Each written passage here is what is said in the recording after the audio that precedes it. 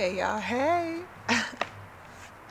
Just out here in the sunshine, feet in the grass, sipping on my tea. I know it's been a little minute. I said I was gonna be doing my videos regular, but life be life. I wanted to really talk today about leaving doors open. And for the last month, I've really been receiving that message about, completely closing off things that you shouldn't be doing, or moving in ways, or being around people that you shouldn't be around, or engaging in things that is not lucrative to your growth. And I would have been saying I was really receiving those messages. But last week, there was some work needing to be done on our townhouse, and they put a lockbox on the back door. And when I went to close the door, it didn't close all the way. And so I got a physical, literal representation about, leaving a crack in an open door. And somebody came in and robbed our home. And we have cameras, so not only did we feel it, but we were able to see it happening. And I think the visual of it really brought home on what God had been trying to put on me about what a crack, just a little slither in the door being open can allow in. And it was really eye-opening. So I will give you just an example of that. Halloween this year, I told myself that things that aren't going to be aiding in my growth, I just wasn't going to be participating in. I wasn't going to be participating in any of the holidays, because what they're portrayed as, not speaking of Halloween, but even, Thanksgiving or Christmas, what they're portrayed as isn't what they started off. And I was watching somebody speak, and when it was like, that's one thing I respect about the Muslims. If they say they're not going to do it, they're not going to do it or take part into it. But we will as Christians, because we'll say, well, that's not what we're doing it for. We doing it to just get together, or, have family time, and this is when it's available.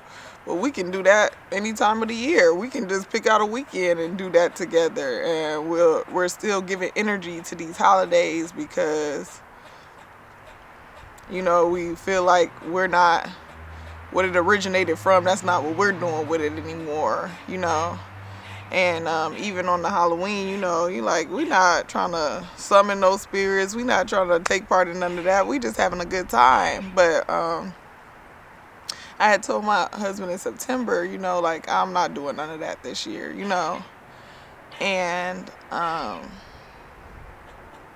did. I still went and I participated in it. And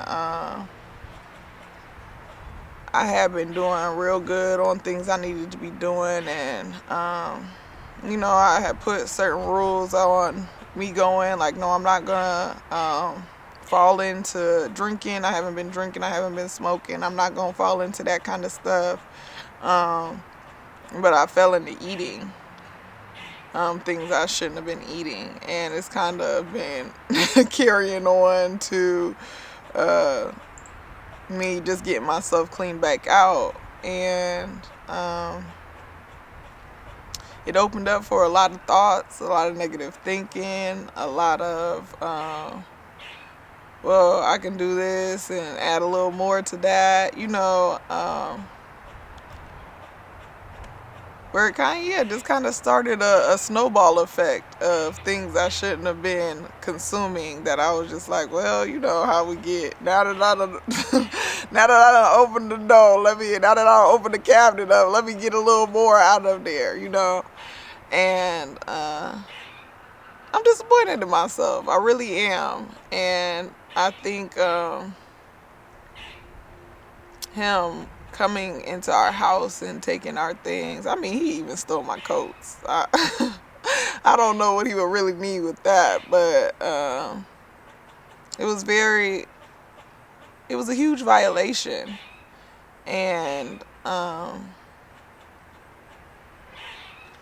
but yeah, like a lot of people said, I left that door open.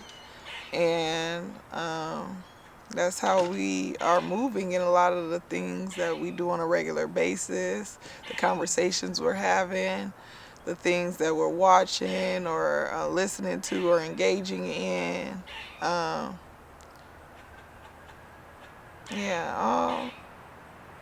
all negativity, the devil, the enemy, all it needs is a crack in the door. It just need that little slither to know I can slide in, you know. And yeah, it's crazy. It's crazy what a little opening can do to your life. I've gotten back on track where I'm working out every morning and you know, doing my teas and getting back on track on things that I knew I needed to be working on for the last months, you know.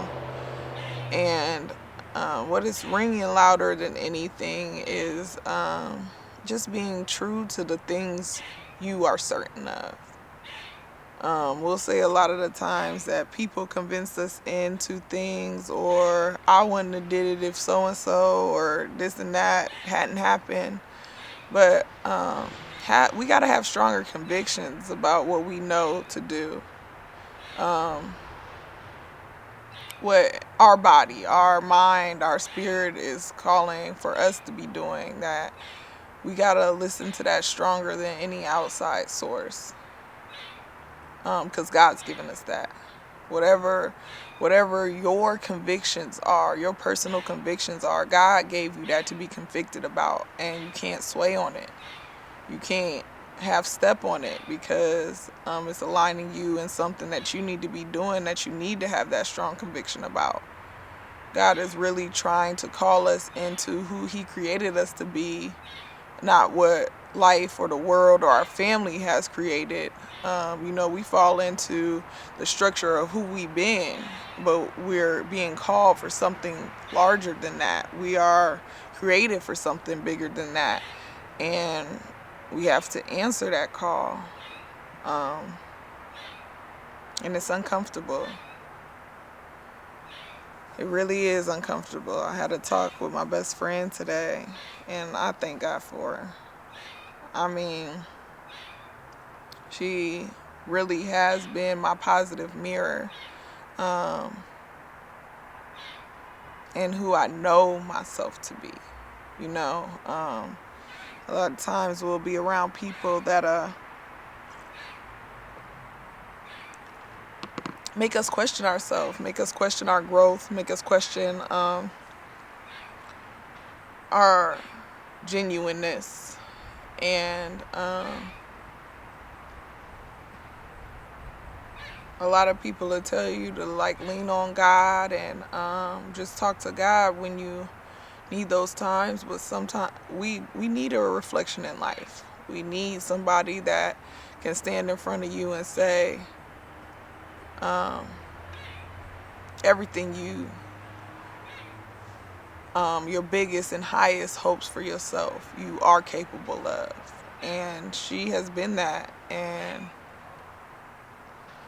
I really have needed her, even in my faith growing, even in my relationship with God strengthening. God know I needed her. And I met her in the 10th grade, you know. And one of the hardest points in my life, I was living on my own. And she was my balancing good. We wasn't just out drinking. We wasn't just doing crazy things. We were okay with going riding our bikes, going to the park together, keeping each other on the straight path. And even though we've evolved in other things growing up, we were always able to have those good God conversations and keeping each other in line in that. And she was just talking about how she coming back to praying and doing all those things, and she got strong in me this year, So we're usually right on time with each other and meeting each other in life, and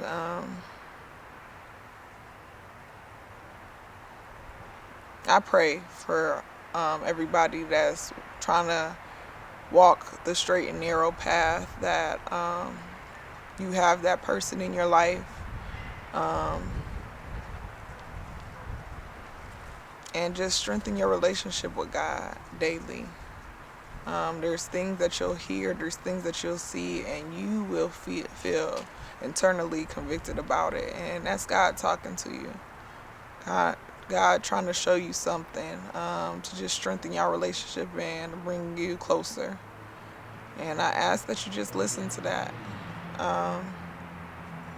And anything you're convicted about that you need to stop doing, that other people aren't changing around you, and you like, well, why I gotta do it and ain't nobody else gotta do it?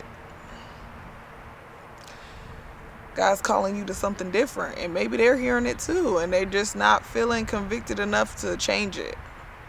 You listen and do what you gotta do for your life to be better.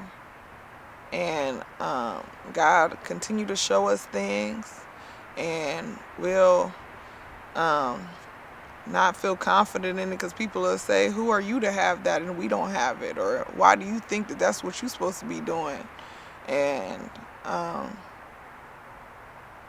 we'll get doubtful, because we'll start believing, who are we to have it? But God is our power source. God is our power source, and God is who's leading us to do that. So I'm telling you to put your feet in those places. Go put your hand on it. Go look at it. Go put yourself in a physical place with what God is showing you. You're one step closer.